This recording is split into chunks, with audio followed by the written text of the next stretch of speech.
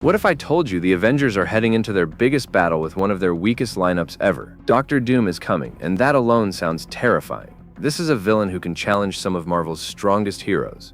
But when you look at the team standing against him, something feels seriously wrong. Where are the heavy hitters? Where are the heroes who could actually change the course of a war? Instead, we have a team packed with characters like Yelena, John Walker, Red Guardian, and Ghost.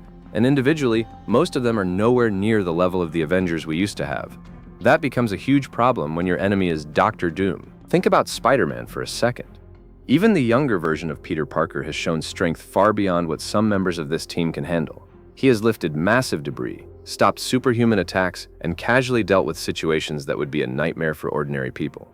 So when characters who are supposed to be the new Avengers struggle with basic physical challenges, it makes you wonder how they are supposed to survive a fight against Doom's forces. And then there's Sam Wilson's Captain America and Falcon. Their vibranium technology definitely makes them more dangerous, but technology has limits. We've already seen how difficult it can be for them to deal with an enemy like Red Hulk, and Red Hulk still isn't necessarily on the same level as the strongest versions of Bruce Banner's Hulk. That comparison gets even crazier when you remember what Hulk has done. This is a character who can overpower monsters, survive insane amounts of punishment, and tear through materials that normal superhumans could never damage. Put Hulk next to this new lineup, and the difference becomes obvious. On paper, Sentry might be one of the strongest members of the entire team. His problem isn't a lack of power, it's controlling that power. Bob is terrified of what happens when he loses control because the Void can emerge. And once that happens, Sentry isn't just another superhero anymore. He becomes a potential threat to everyone around him. That could explain why he has been kept more mysterious and restrained. If the team can't control him, they can't simply unleash his full power whenever they want. And this is where the X-Men could become extremely important. Someone like Professor X could potentially help him control the darker side of his abilities. Then you have Thor, who is probably the most reliable powerhouse on the team. He is expected to receive another upgrade, but even Thor has a massive problem, Doctor Doom. If Doom can stand against Thor, then the rest of the team has an even bigger mountain to climb. The same goes for Shang-Chi. His abilities are impressive, but Marvel's current situation requires more than a few strong fighters. They need characters capable of changing the entire battlefield. That's why the absence of the old Avengers hurts so much. Tony Stark is gone. Doctor Strange may not be around in the same way. Hulk isn't carrying the team. Spider-Man has his own story. Captain Marvel, the Guardians, and other major heroes aren't simply standing together as one giant force. The old Avengers had specialists for almost everything. Someone was insanely strong, someone was a genius, someone had magic, someone had cosmic power, and someone could lead the entire team.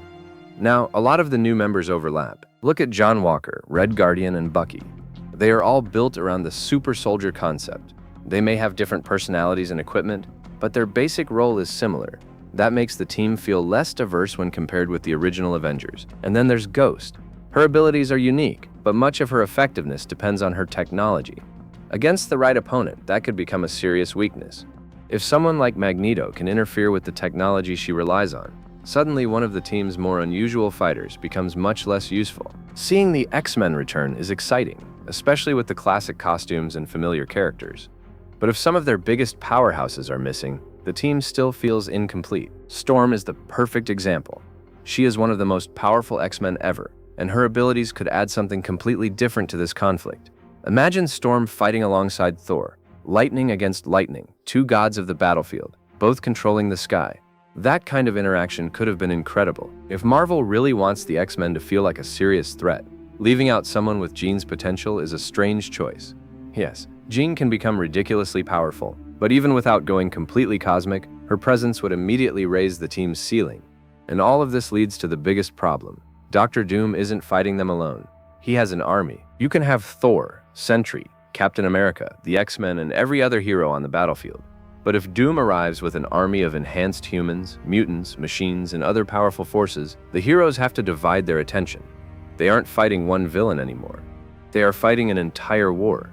That is exactly why the strongest characters become so important. Thor might have to deal with Doom directly. Sentry could be the weapon that turns the battlefield around. Magneto could become essential against technological enemies. And maybe Steve Rogers could return and provide the leadership this team desperately needs.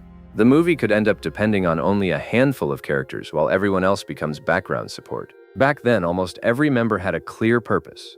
Black Widow could gather information and fight strategically. Hawkeye had precision. Captain America led. Iron Man brought technology. Thor brought raw power. Hulk brought overwhelming strength. Doctor Strange controlled the battlefield with magic. Now, the new team has to prove why each member deserves to be there. Maybe Marvel doesn't want this to feel like the old Avengers. Maybe the story is supposed to show a group of heroes who are completely outmatched, forcing them to grow into something greater.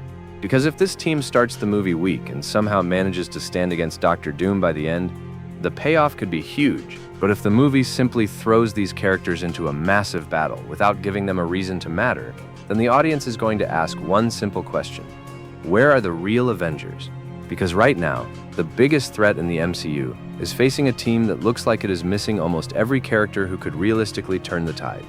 And that is what makes the Doctor Doom situation so interesting. Maybe the weakness of this Avengers team isn't a mistake.